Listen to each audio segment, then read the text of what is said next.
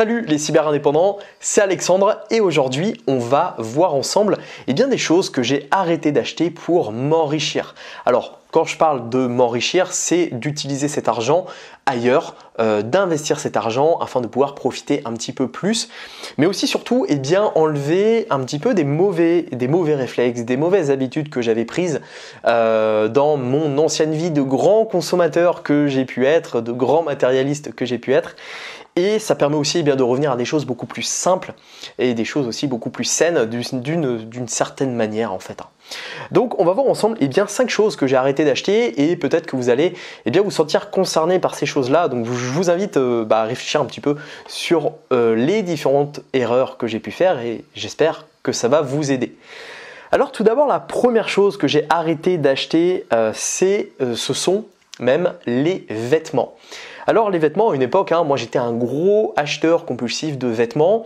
Quand j'allais dans des magasins, très souvent, en fait, j'essayais plusieurs modèles et dès que je trouvais un modèle qui était pas mal, en fait ce que je faisais, c'est que je l'achetais en plusieurs couleurs. Donc j'avais toutes les couleurs finalement, j'avais du vert, du bleu, du rouge, j'avais toutes les couleurs et en fait je partais du principe que ça allait être beaucoup plus sympa d'avoir plusieurs couleurs, comme ça j'allais pouvoir faire des assemblages, on va dire en quelque sorte. J'ai jamais été un grand fan de mode, mais pour autant, je me disais, c'est bien, un t-shirt rouge, je pourrais les assembler, mettre ce t-shirt rouge avec des chaussures rouges. Enfin voilà, un petit peu être dans cette logique-là. Mais le problème, c'est qu'à une époque, j'avais jusqu'à 70 t-shirts. C'est énorme. Les pantalons, c'est pareil, j'en avais peut-être au moins une quinzaine. J'avais tellement de vêtements que je rachetais en fait de quoi en fait des cintres pour les ranger. Enfin, j'achetais du rangement. Enfin, c'était n'importe quoi. Et puis finalement, je me rendais compte que sur les 70 t-shirts, je portais qu'une dizaine de t-shirts grand max en fait. Il y a des t-shirts que j'avais achetés que je ne mettais jamais. Donc les vêtements et même on va dire la mode en général m'avaient coûté à l'époque beaucoup d'argent. Et puis au final je me rends compte que maintenant je n'ai pas besoin de beaucoup de vêtements. Alors évidemment ce que je vais dire là ça va dépendre de votre situation. Je sais que si vous êtes une femme vous allez avoir beaucoup plus tendance à choisir des vêtements. Mais moi personnellement je vous dis j'en ai clairement plus grand chose à faire en termes de choix. Moi ce que je fais maintenant en fait c'est que j'achète moins mais mieux. Donc là par exemple si vous regardez mes vidéos depuis un petit moment vous me verrez toujours en t-shirt noir.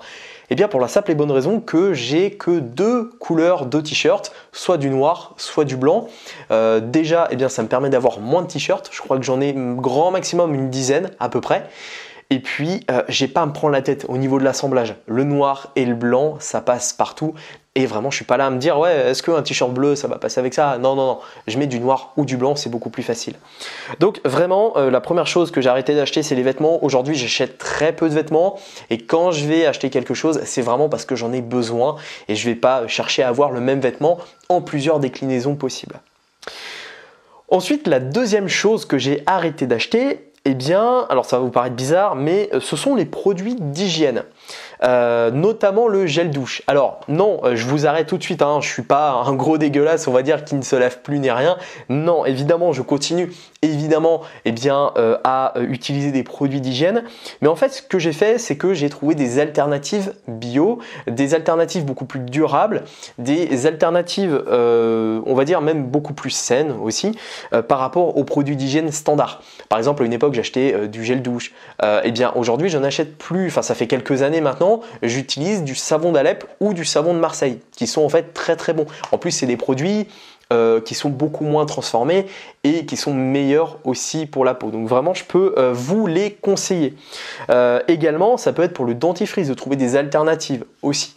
Et puis pour le déodorant. Un déodorant, aujourd'hui, ça coûte assez cher. Il y a des alternatives, notamment la Pierre d'Alain, qui permet d'avoir, on va dire, à peu près, concrètement, c'est les mêmes avantages que le déodorant, sauf que c'est meilleur aussi pour la peau.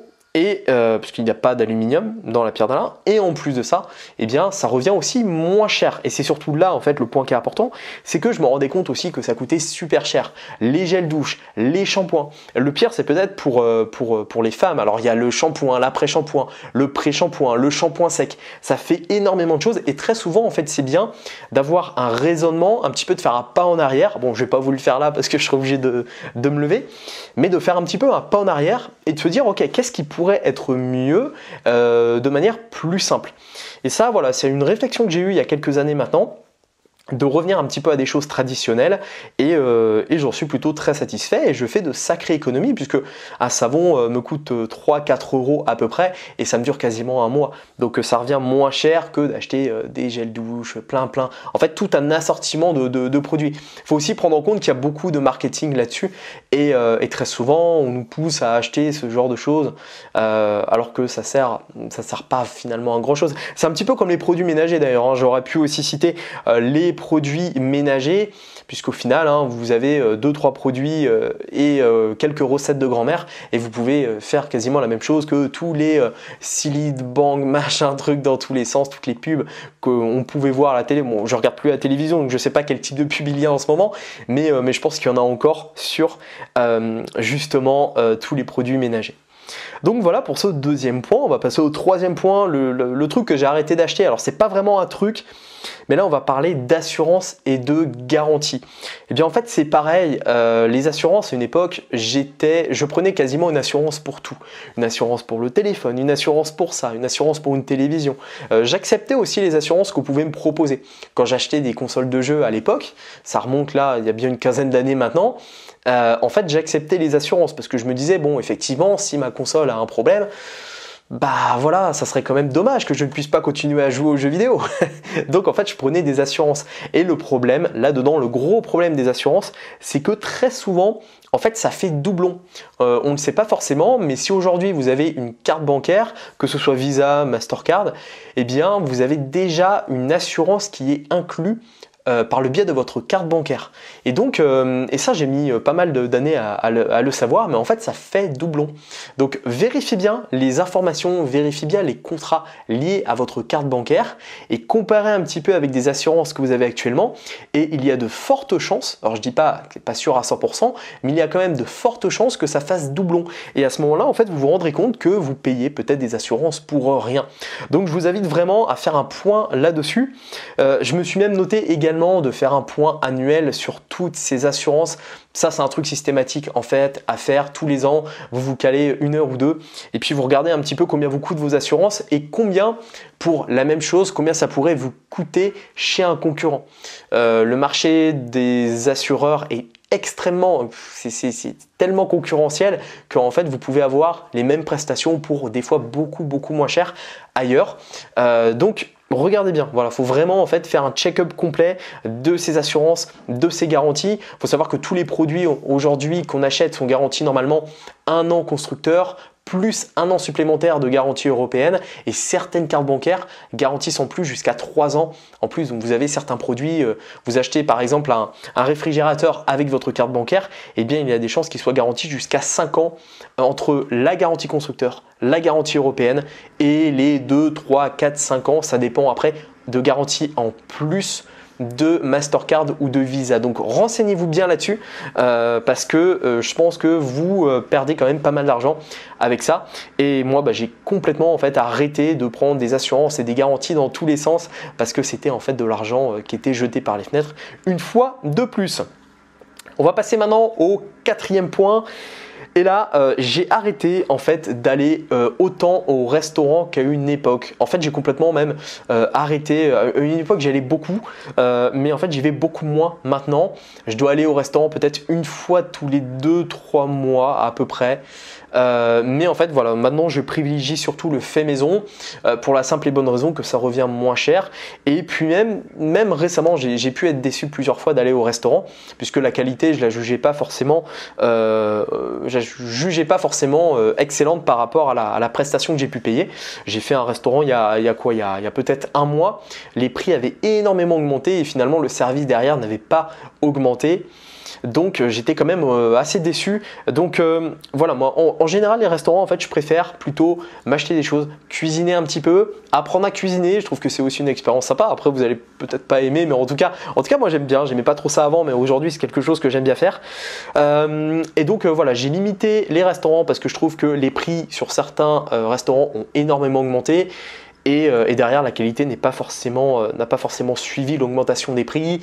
Donc c'est quand même un peu une déception et pour autant, bien si vous allez au restaurant toutes les semaines, calculez à la fin du mois combien ça vous a coûté et ça revient quand même relativement cher aujourd'hui d'aller au restaurant. Donc moi en fait j'y vais surtout pour soit retrouver des amis, des proches ou soit pour fêter un événement. Comme ça en famille, c'est l'occasion d'aller au restaurant. Mais auquel cas, juste y aller comme ça pour aller juste comme ça au restaurant parce que j'ai la flemme de me faire manger, ça c'est quelque chose que je vais éviter de faire. Et donc voilà, vous pouvez peut-être aussi vous inspirer de ça en fonction, une fois de plus, de votre situation. Et si vous allez déjà beaucoup au restaurant ou pas, ça après c'est à vous de voir. Et puis le 5e point, on va finir peut-être par le plus important, c'est d'acheter du luxe. Je me suis juste noté sur mes notes en toute transparence un seul mot: inutile. Voilà, je me suis juste mis le mot inutile. Pourquoi? Puisque en général, pourquoi on achète du luxe? Eh bien, c'est pour les apparences, c'est pour le regard des autres. Et ça, clairement, c'est une chose que je suis plus du tout là-dedans. Je ne vous cacherai pas que quand j'étais plus jeune, quand j'avais 18, 19, 20 ans, ça rejoint d'ailleurs le premier point des vêtements. C'est-à-dire que j'ai eu ma phase où je voulais acheter que des vêtements de marque pour tout simplement bien montrer que j'avais de l'argent à cette époque-là, alors que c'était totalement faux. Voilà, donc le luxe, clairement, c'est clairement pas utile. C'est très souvent en fait pour montrer un lifestyle, pour montrer quelque chose, et en fait derrière, souvent ça sonne creux. Combien de personnes possèdent des objets de luxe, mais derrière n'ont pas des finances qui tiennent la route, n'ont pas une situation qui tient la route? Voilà, moi je préfère ne pas du tout avoir de luxe, ce qui est le cas, j'ai rien en fait vraiment de luxe. Alors quand j'entends luxe, c'est vraiment des grosses marques, Vuitton, etc. J'ai pas du tout d'objet de luxe, je m'en porte très bien et derrière je sais que ma situation financière et mes activités sur internet se portent bien. Donc pour autant voilà, moi je préfère ne pas du tout avoir de luxe mais avoir une situation stable que d'avoir du luxe mais de ne pas avoir une situation qui est stable. Donc voilà, après je dis pas, il y a des personnes qui ont de très bonnes situations et qui achètent du luxe, mais pour autant je trouve que c'est de l'argent qui est foutu par les fenêtres. Une fois de plus, tout l'argent en fait, et c'est un peu la conclusion à ça, c'est que on pourrait me dire, ouais mais Alexandre, alors tu vas faire quoi de ton argent finalement? À quoi sert ton argent? Eh bien en fait, l'argent me sert à acheter du temps de liberté. Voilà, chaque euro, chaque dizaine d'euros investi, c'est un petit peu un petit soldat en fait qui va s'allier pour me donner du temps de liberté. J'achète ma liberté en fait avec l'argent et c'est comme ça que je vois les choses. Et donc le luxe, honnêtement, n'a pas sa place non plus ici et c'est même ça peut même après devenir une spirale infernale d'être dans le luxe, de toujours vouloir des objets de luxe, etc., etc. C'est clairement pas quelque chose que je conseille et c'est quelque chose que j'ai arrêté d'acheter puisque à une époque, il y a bien longtemps maintenant, bon sans faire mon vieux, j'ai que 30 ans, mais pour autant voilà, quand j'avais à peu près la vingtaine, c'est vrai que j'aimais bien comme ça flex en quelque sorte et honnêtement ça ne sert à rien. Donc voilà pour ces 5 choses que j'ai arrêté d'acheter, comment vous, maintenant vous allez pouvoir peut-être les appliquer. Donc au début on a parlé des vêtements, des produits d'hygiène, des assurances et des garanties qui peuvent faire doublon, des restaurants et du luxe. Donc voilà 5 choses que je n'achète plus maintenant et tout cet argent en plus, comme j'ai dit, c'est du temps de liberté en plus.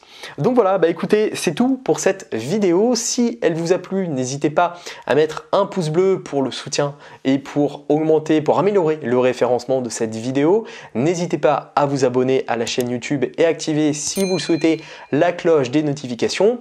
Et puis si vous souhaitez aller plus loin avec moi, je vous offre une formation offerte pour lancer votre activité sur Internet. Le lien est en dessous de cette vidéo dans la description. Vous avez juste à rentrer votre prénom, votre adresse mail pour que je puisse vous envoyer vos accès privés à cette formation qui est totalement gratuite. Et puis nous, écoutez, je vous souhaite de faire des économies, clairement, et surtout à votre succès.